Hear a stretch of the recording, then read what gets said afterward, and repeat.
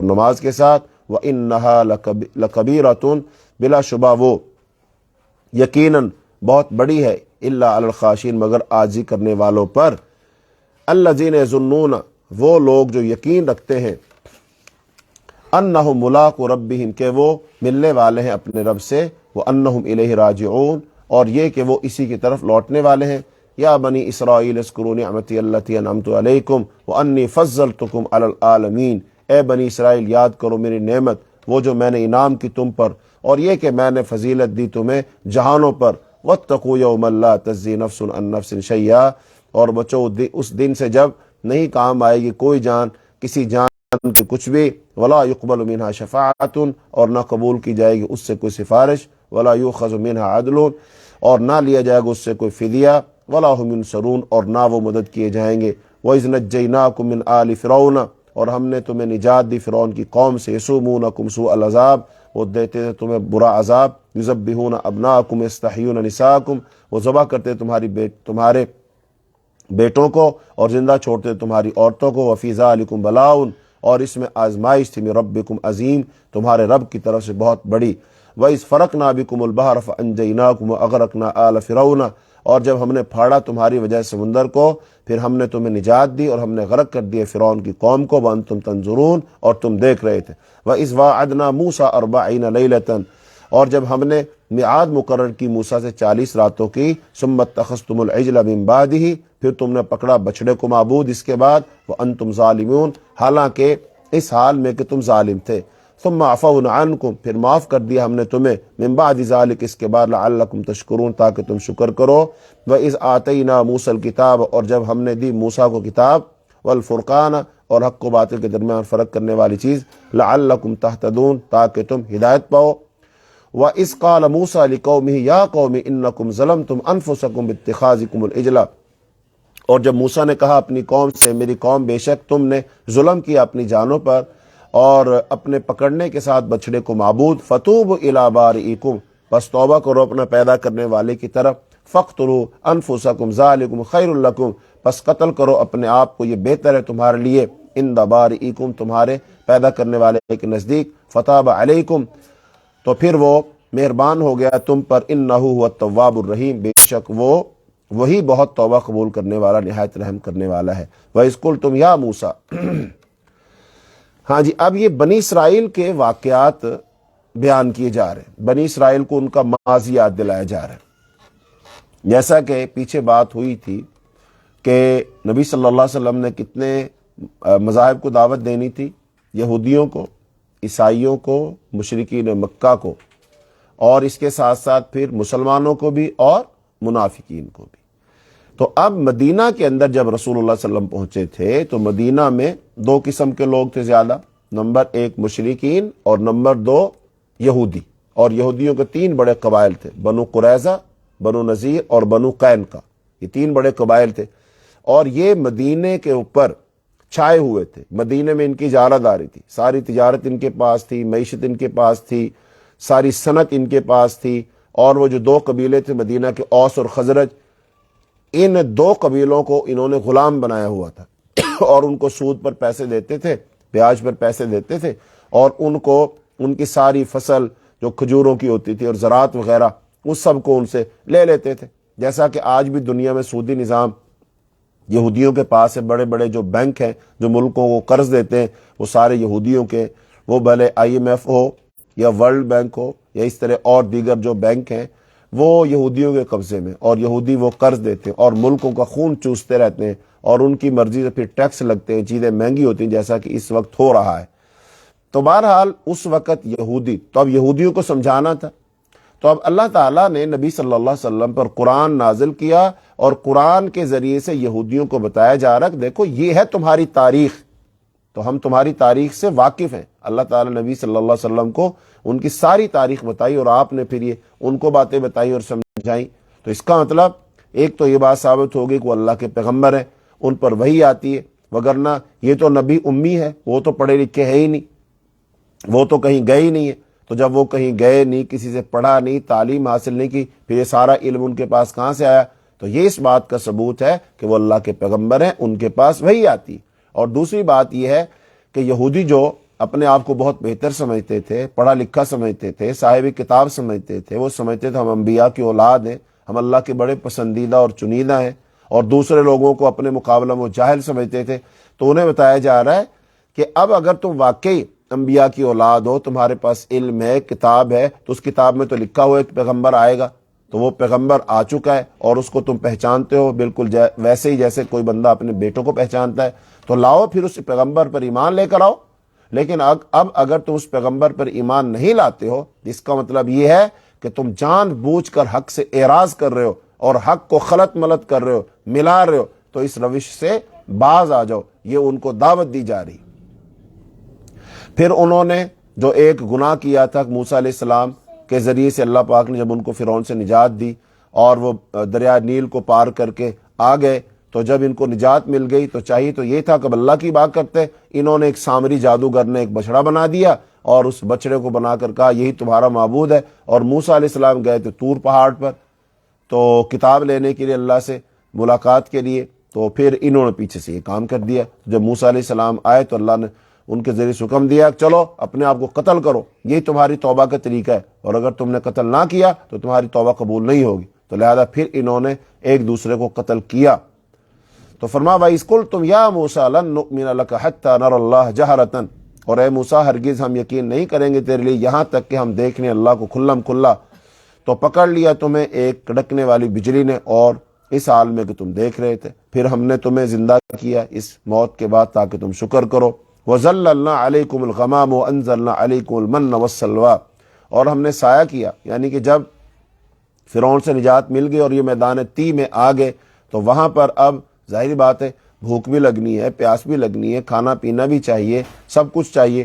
تو اللہ پاک نے فضل کیا، ایک تو ان کے لیے سمندر کو پھاڑ کے رستے بنا دیے، اور دوسرا ان کے لیے کیا کیا، اس صحرا کے اندر آسمان پر بادل بھیج کر سایہ کر دیا، اور من اور سلوہ کھانے کے لیے بھیج دیا. من کوئی میٹھی چیز تھی، آسمان جیسے شبنم کے قطرے اترتے ہیں، اوس اترتی ہے، ایسے کوئی میٹھی چیز اترتی تھی، اس کو اکٹھا کر لیتے تھے.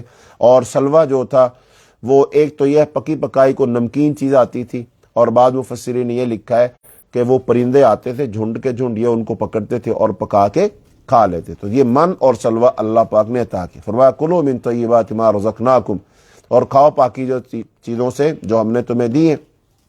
وما ظلمونا ولکن کانوا انفسهم یظلمون، اور نہیں انہوں نے ظلم کیا ہم پر، اور لیکن وہ تھے اپنے ہی آپ پر ظلم کرتے. وَإِذْ قُلْنَا ادْخُلُوا هَٰذِهِ الْقَرْيَةَ، اور جب ہم نے کہا داخل ہو جاؤ اس بستی میں، تو فَكُلُوا مِنْهَا حَيْثُ شِئْتُمْ، اور جہاں سے دل کرے وہاں سے کھاؤ پیو.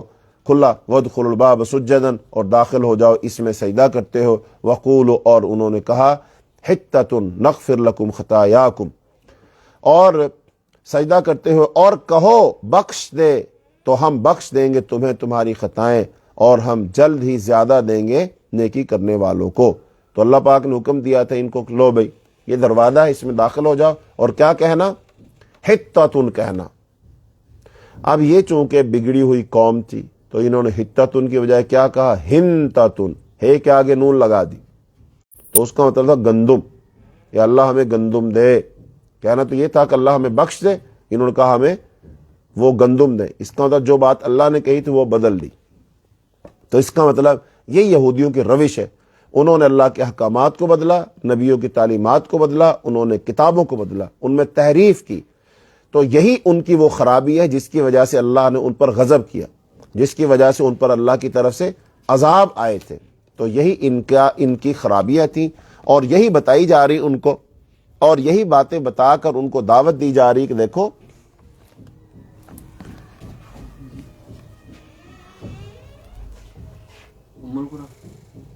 وہ کتاب کہاں ہے، وہ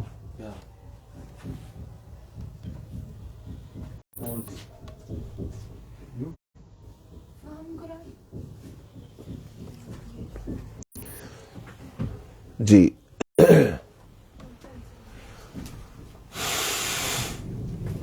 تو اب یہ یہودیوں کی خصلتیں تفصیل کے ساتھ بیان کی جا رہی ہیں، اور بیان کرنے کا واحد مقصد ایک ہی ہے تاکہ یہ مسلمان بھی اس سے آگاہ ہو جائیں کہ یہودی جو تھے اللہ کی بہت ہی لاڈلی اور پیاری قوم تھی، جیسا کہ اللہ نے فرمایا کہ ہم نے تمہیں سارے جہانوں پر فضیلت عطا فرمائی۔ تو جس اللہ نے ان کو فضیلت عطا فرمائی، فرعون سے نجات عطا فرمائی، سمندر ان کے لیے پھاڑا، اور پھر ان کے لیے من اور سلوہ نازل کیا، اور ایک پتھر سے چشمے جاری کر دیے، اور پھر اللہ تعالیٰ نے ان کے لیے کتاب نازل کی، یہ سب کچھ کیا، تو چاہیے یہ تھا نا یہ اللہ کے شکر گزار بندے بنتے، اللہ تعالیٰ کی اتباع کرتے، فرما برداری کرتے، بات مان۔ لیکن انہوں نے تو سب کچھ بدل دیا، انہوں نے سب کچھ بدل دیا، اعتراضات کیے، باتوں کو نہیں مانا، نبیوں کو قتل تک انہوں نے کر دیا۔ جو بات اللہ کی طرف سے آتی تھی، پسند آتی تو مان لیتے، نہ پسند آتی تو نہ مانتے۔ بہرحال یہاں پر اس حصہ میں بنی اسرائیل کو تصریح کے ساتھ مخاطب کر کے پہلے ان کو اس بات کی دعوت دی گئی ہے کہ وہ اس نبی امی پر ایمان لائیں جس کی بعثت کی پیش گوئیاں ان کی صحیفوں میں موجود ہیں۔ پھر ان کو متنبہ کیا گیا ہے کہ جس دعوت حق کی تائید و حمایت میں سبقت کرنے کے لیے ان سے تورات میں عہد لیا جا چکا ہے، دنیا پرستی اور حسد میں مبتلا ہو کر اس کی مخالفت میں سبقت نہ کریں، نیز اس گھٹیا مقصد کے لیے حق و باطل کو باہم گڈ مڈ کرنے کا جو کاروبار انہوں نے جاری کر رکھا ہے اس سے باز آ جائیں، اور اس جہاد نفس میں صبر اور نماز سے مدد حاصل کریں۔ اس کے بعد یہ حقیقت واضح کی گئی کہ خدا کے ہاں غیرت اور تقرب کا ذریعہ وہ صرف اور صرف ایمان اور عمل صالح ہے، نہ کسی خاص خاندان یا کسی گروہ سے وابستہ ہونا ہے۔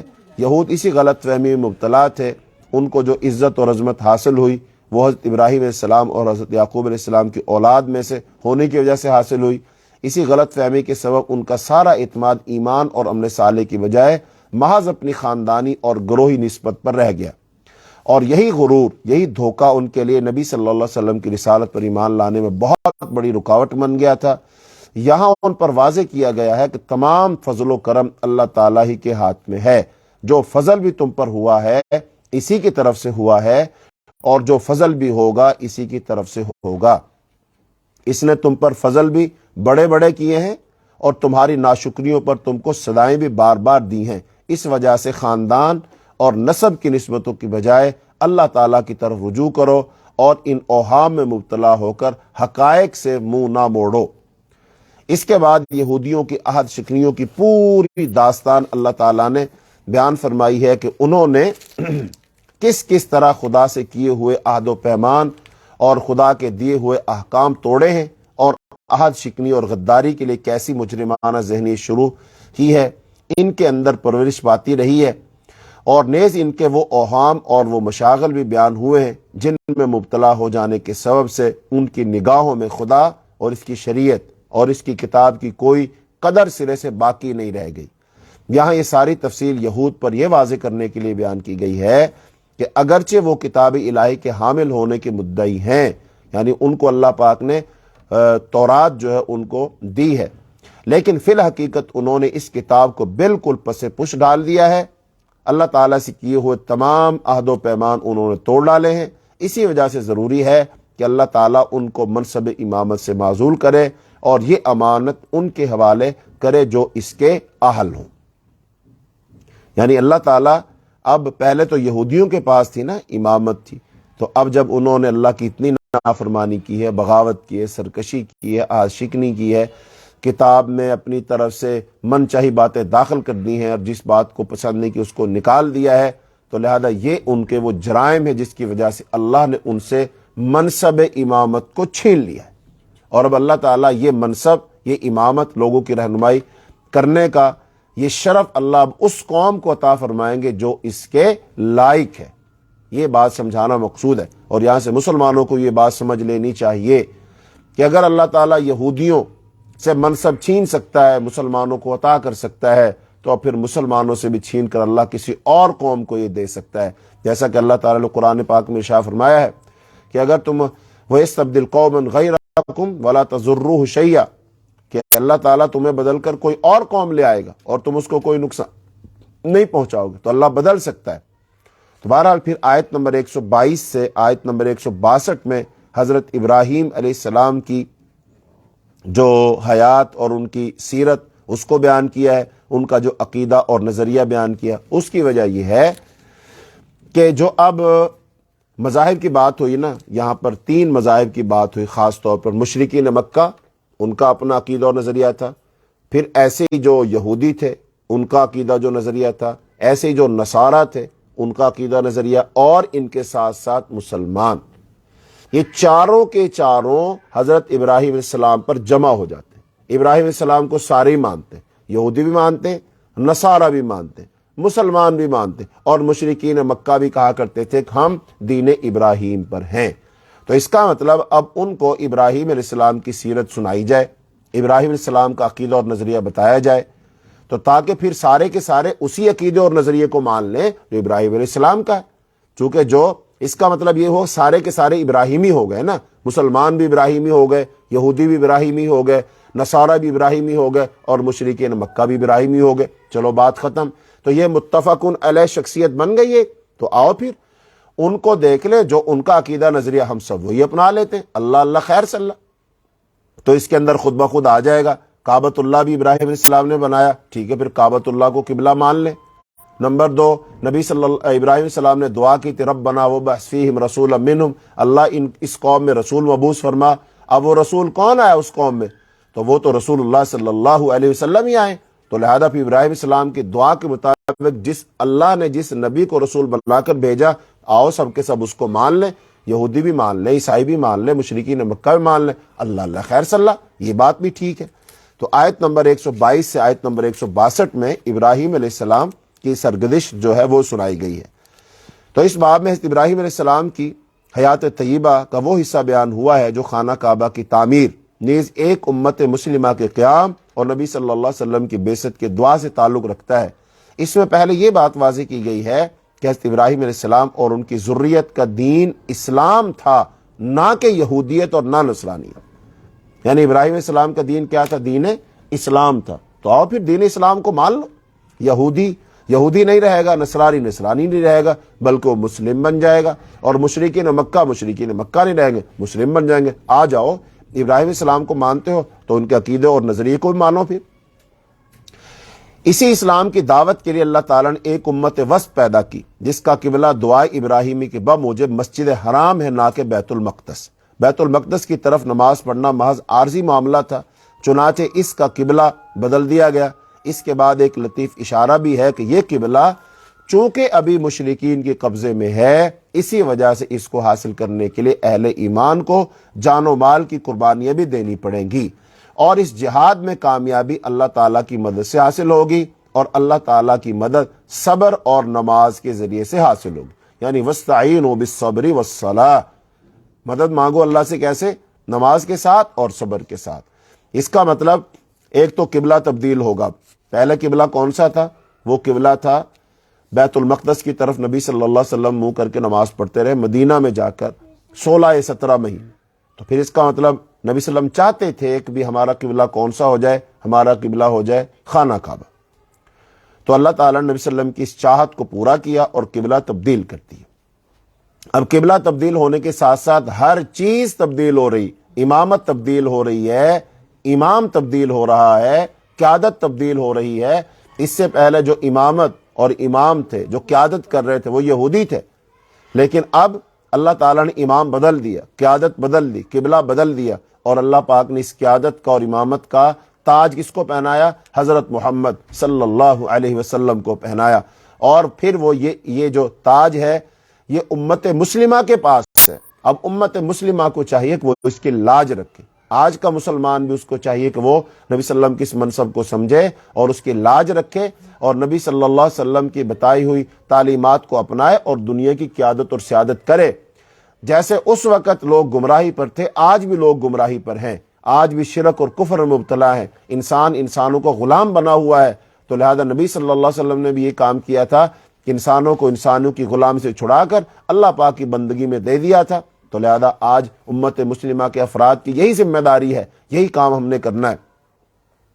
بہرحال ابراہیم السلام کی یہ سورت سنانے سے مقصود چونکہ یہ واضح کرنا ہے کہ حضرت ابراہیم السلام نے جس پیغمبر اور جس امت کے لیے دعا کی تھی وہ یہی ہے، اور انہی کی دعوت اصل ملت ابراہیمی کی دعوت، اور انہی کا قبلہ اصل قبلہ ابراہیمی ہے۔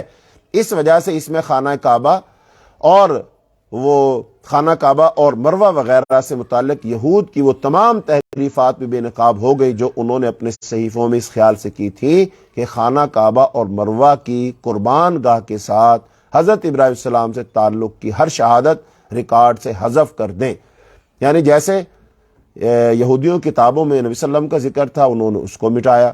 ابراہیم علیہ السلام کا ذکر تھا خانہ کعبہ کے بارے میں، اس کو مٹایا. تو مطلب تحریف کرنے میں، کتابوں کو بدلنے میں تو یہ لوگ ماہر تھے نا.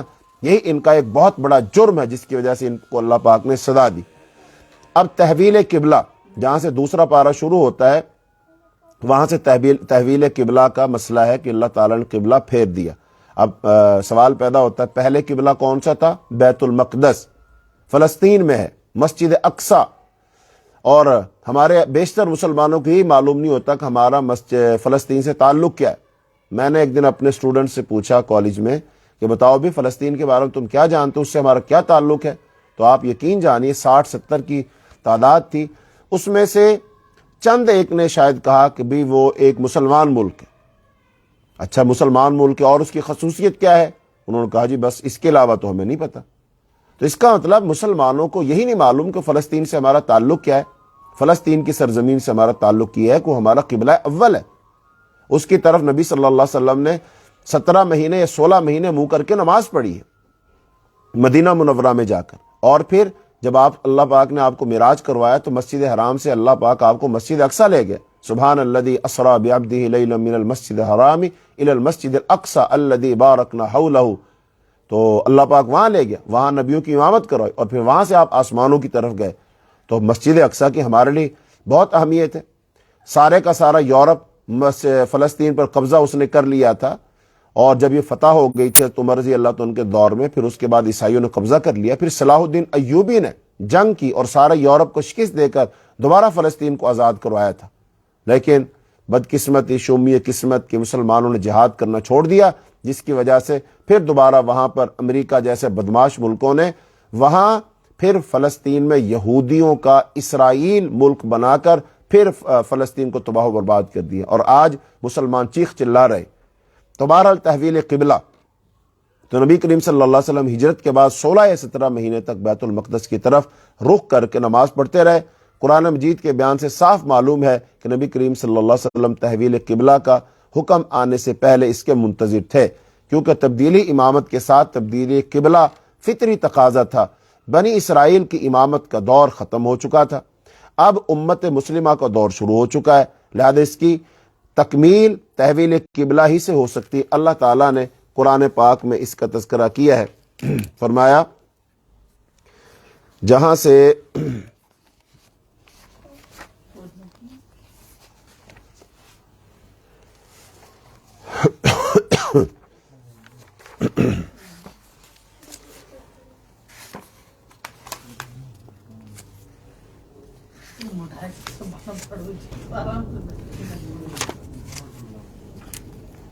ہاں جی اللہ پاک نے دوسرا پارہ شروع ہو رہا، وہاں فرمایا سیقول السفہاء من الناس ما واللہم عن قبلتہم التی کانوا علیہا. ان قریب کہیں گے بے وقوف لوگوں میں سے کس چیز نے پھیر دیا ان کو ان کے قبلہ سے، وہ کہ تھے اس پر. کہہ دے للہ المشرق والمغرب یہدی من یشاء الی صراط مستقیم، اللہ ہی کے لیے مشرق ہے، اللہ ہی کے لیے مغرب ہے.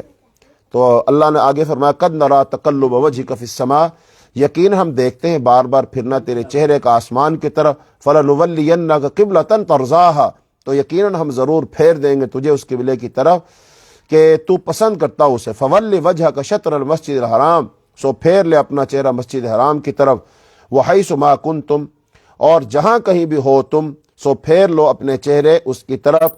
ان الذین اوتوا الکتاب، بے شک وہ لوگ جو دیے گئے ہیں کتاب، لَيَعْلَمُونَ أَنَّهُ الْحَقِّ، یقیناً جانتے ہیں کہ وہی حق ہے، من ربہم، ان کے رب کی طرف سے. وَمَا اللَّهُ بِغَافِلٍ، اور نہیں ہے اللہ ہرگز غافل، اما یعملون، وہ جو عمل کر رہے ہیں. تو یہ تحویل قبلہ کا مسئلہ آ گیا. نبی صلی اللہ علیہ وسلم تو چاہتے تھے کہ اللہ پاک قبلہ تبدیل کر دے، لیکن یہ اللہ تعالیٰ نے ہر کام کے ایک وقت مقرر کیا ہوا ہے، نہ اس سے پہلے نہ اس کے بعد. جب اللہ جو کام کرنا چاہتا ہے تو وہ کر دیتا. بہرحال یہ تقریباً رجب یا شعبان 2 ہجری میں یہ تحویل قبلہ کا حکم نازل ہوا.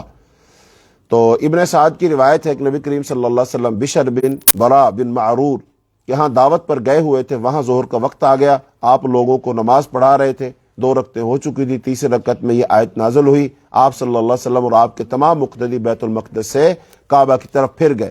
اس کے بعد مدینہ اور اطراف مدینہ میں اعلان کر دیا گیا۔ برا بن عازب رضی اللہ عنہ کہتے ہیں کہ ایک جگہ اعلان کیا گیا تو منادی کی آواز اس حالت میں پہنچی کہ لوگ رکوع میں تھے، نماز پڑھ رہے تھے اور رکوع کی حالت میں، تو انہوں نے سنتے ہی سب کے سب اسی حالت میں کعبے کی طرف مڑ گئے۔ اور ایسی انس بن مالک کہتے ہیں کہ بنی سلمہ میں اطلاع دوسرے روز کی صبح کی نماز کی وقت پہنچی، لوگ 1 رکعت پڑھ چکے تھے کہ ان کے کانوں میں یہ آواز پڑی، خبردار ہو قبلہ بدل کر کعبے کی طرف کر دیا گیا۔ یہ سنتے ہی پوری جماعت نے اپنا رخ بدل لیا۔ بیت المقدس مدینے سے شمال میں ہے اور کعبہ بالکل جنوب میں، تو نماز با جماعت پڑھتے ہوئے قبلہ تبدیل کرنے میں لا محالہ امام کو چل کر مقتدیوں کے آگے آنا پڑا ہوگا اور مقتدیوں کو لا محالہ اپنا رخ بدلنا پڑا ہوگا، بلکہ کچھ نہ کچھ چل کر اپنی صفوں کو اثر نو ترتیب دینا پڑا ہوگا۔ تو بہرحال یہاں سے یہ بات بھی سمجھ آتی ہے کہ مسلمان جو ہوتا ہے وہ اللہ تعالیٰ کے حکم کو سنتے کے ساتھ فوراً عمل کرتا ہے۔ اب جیسے نماز پڑھ رہے ہیں صحابہ کرام، حکم کیا پہنچا کہ قبلہ تبدیل ہو گیا ہے، اب انہوں نے یہ نہیں سوچا اچھا بعد میں کرتے ہیں، نماز پڑھ لیتے ہیں، مکمل کرتے ہیں، ایسا نہیں کیا۔ جیسے حکم پہنچا فوراً عمل کیا اور فوراً اس طرف منہ کر لیا۔ یہ ہوتی ہے صحیح ایمان والے کی شان، یہ ہوتا ہے صحیح ایمان۔ جیسے ایک سادہ سا شعر ہے، کسی شاعر نے اس میں اس کو بڑی اختصار کے ساتھ بیان کر دی ہے کہ مومن کیا کام کرتا ہے۔ تو اس نے کہا مصور کھینچ وہ نقشہ جس میں یہ صفائی ہو، ادھر فرمان اللہ ہو یا فرمان محمد ہو اور ادھر گردن جھکائی ہو۔ یعنی مسلمان جب اللہ کا حکم پہنچ جائے تو وہ کیا کہتا ہے؟ سمعنا و اطعنا، کہ میں نے سنا اور میں نے بات کو مانا۔ اور اللہ تعالیٰ نے ایک جگہ خاص تنبیہ کی ہے، فلا وربک لا یؤمنون حتی یحکموک فیما شجر بینہم، فرمایا تیرے رب کی قسم ہے وہ بندہ مومن ہی نہیں ہے کہ اگر کسی بات پر جھگڑا ہو جائے اور اس جھگڑے میں وہ لوگ آپ کو فیصلہ کرنے والا تسلیم نہ کریں، آپ کے فیصلے کو تسلیم نہ کریں، اللہ نے فرمایا تیرے رب کی قسم ہے کہ مومن نہیں۔ اس کا مطلب مومن پھر کون ہوتا ہے؟ وہ تو بات ماننے والا ہوتا ہے، فرما برداری کرنے والا ہوتا ہے۔ جیسا کہ یہاں مثال ہمارے سامنے ہے کہ اللہ نے حکم دیا کہ قبلہ تبدیل ہو گیا، اپنا منہ کعبہ کی شریف کی طرف کر لو، صحابہ کرام نے نماز میں کعبہ کی طرف منہ کر لیا۔ اور اس مسجد کو قبلتین کہتے ہیں۔ قبلتین کا مطلب ہے 2 قبلوں والی مسجد، یعنی کہ ایک ہی نماز مسلمانوں نے 2 قبلوں کی طرف کر کے پڑھی، ایک رکعت پڑھی وہ بیت المقدس کی طرف منہ کر کے اور دوسری رکعت پڑھی خانہ کعبہ کی طرف منہ کر کے۔ تو اس کا مطلب فوراً اس پر عمل کیا، ذرا بھی تاخیر نہیں کی۔ تو اللہ پاک یہی چاہتے ہیں کہ ہم ایسے ہی اللہ کی اطاعت کریں۔ تو بہرحال امت مسلمہ کو انفرادی اور اجتماعی زندگی منظم کرنے کے لیے جو اصول و ضوابط درکار تھے اور مدینہ طیبہ میں جو اجتماعی تشکیل پا رہی تھی، اسے آنے والے زمانوں کے لیے ایک نمونے کے طور پر قائم رہنا تھا۔ اس لیے اللہ تعالیٰ نے اس مقدس جماعت کے ذریعے سے آنے والی نسلوں کے لیے خاکہ عطا کیا کہ صحیح معنوں میں مسلمان ایسے ہوتے ہیں۔ امت مسلمہ کو جو شریعت عطا ہوئی، اس شریعت کے بنیادی قوانین بیان ہوئے۔ یہود نے شریعت الہی میں جو تحریفات کی تھی اور مشرکین نے جو بدعات اختیار کی تھی، ان کی حقیقت بیان کی گئی کہ ان بدعات و تحریفات سے پردہ اٹھا دیا گیا کہ یہ ان کی اپنی مرضیاں ہیں، اپنی پسند ہے، اپنی بنائی باتیں ہیں، یہ اللہ کا دین نہیں ہے۔ پھر آیت نمبر 162 سے آیت نمبر 176 تک توحید کا مضمون بیان ہوا ہے۔ اس کے ساتھ ساتھ شرک کی حقیقت واضح کی گئی ہے کہ مشرکین کے انجام کو بیان کیا گیا ہے۔ قیامت کے دن لیڈر اور ان کے پیروکار ایک دوسرے سے برات کا اعلان کریں گے اور ان کے پیروکار کہیں گے اگر انہیں دوبارہ دنیا میں جانے کا موقع ملتا تو یہ بھی ان سے اسی طرح برات کا لا تعلقی کا اظہار کرتے جس طرح یہ دنیا میں اظہار کر رہے ہیں۔ تو انہوں نے برات کا اعلان کیا۔ اس کے بعد حلال و حرام کی کچھ واضح قوانین بتائے گئے ہیں۔ توحید کے بعد حلال و حرام کو ذکر کرنے سے اس کی اہمیت واضح ہوتی ہے کہ حلال و حرام کس قدر ضروری ہے، کیونکہ شرک اور تحریم اور تحلیل کا گہرا تعلق ہے۔ مشرکین مکہ شیطان کی پیروی میں اپنے مشرکانہ توہمات کے تحت کئی چیزوں کو حرام اور کئی چیزوں کو حلال ٹھہراتے تھے۔ اس کی طرف یہاں اشارہ کیا گیا ہے، اور جبکہ اس کی تفصیلات آگے سورہ انعام اور سورہ مائدہ، سورہ نساء وغیرہ میں آئیں گی۔ اچھا جی، وقت تمام ہوا، تو یہیں تک آج ہمارا سبق ہوگا۔ تو کل انشاءاللہ الرحمن جو سورہ البقرہ ہے اس کے معانی اور مفاہیم انشاءاللہ مکمل ہو جائیں گے۔ اللہ تعالیٰ سے دعا ہے اللہ تعالیٰ ہمیں ایک پکا سچا مومن بنائے، ویسا ایمان والا کہ ہمارا ایمان اللہ تعالیٰ کو پسند آ جائے، ہم اللہ کے بارگاہ میں سرخرو ہو جائیں، پھر اللہ تعالیٰ ہمیں خالص کر دے کہ ہمارے اندر نہ یہودیوں والی بری عادات ہوں، نہ عیسائیوں والی بری عادات ہوں، نہ مشرکین والی بری عادات ہوں، نہ منافقین والی بری عادات ہوں، بلکہ ہمارے اندر اللہ تعالیٰ کے جو مخلص بندے تھے جن کو اللہ پاک نے کہا اولئک هم الصادقون، یہ سچے مومن ہیں، یعنی صحابہ کرام، اللہ تعالیٰ ان جیسی ہمارے اندر صفات پیدا کر دے، ہمارے اندر بھی، ہماری اولادوں کے اندر بھی۔ اللہ تعالیٰ ہمیں دنیا میں بھی کامیاب کرے، آخرت میں بھی کامیاب کرے۔ اللہ جب تک زندہ رکھے دین پر، ایمان پر، اسلام پر، جب اللہ ہمیں موت دے ایمان والی، اسلام والی، کلمے والی موت نصیب فرمائے۔ اللہم انا نسألک الجنة الفردوس، اللہم انا نعوذ بک من عذاب النار، اللہم اشف مرضانا ومرضى المسلمین، اللہم اہدنا فیمن ہدیت وعافنا فیمن عافیت وتولنا فیمن تولیت وبارک لنا فیما اعطیت وقنا شر ما قضیت فإنک تقضی ولا یقضى علیک انہ لا یذل من والیت ولا یعز من عادیت تبارکت ربنا وتعالیت۔ سبحانک اللہم وبحمدک، اشہد ان لا الہ الا انت، استغفرک واتوب الیک۔ السلام علیکم ورحمۃ اللہ وبرکاتہ۔